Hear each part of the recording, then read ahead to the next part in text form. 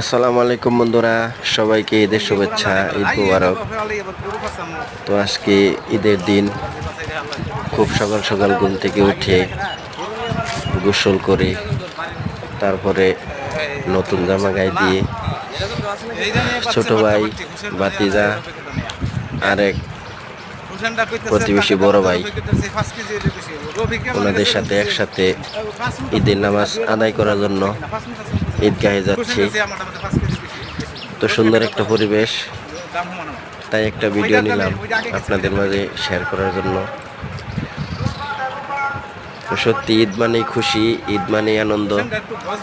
সত্যি মনটা খুবই ভালো লাগতেছে। আজকে সকাল থেকে পরিবেশটা অনেক সুন্দর, এত কড়া রোদ নাই, হালকা হালকা রোদ।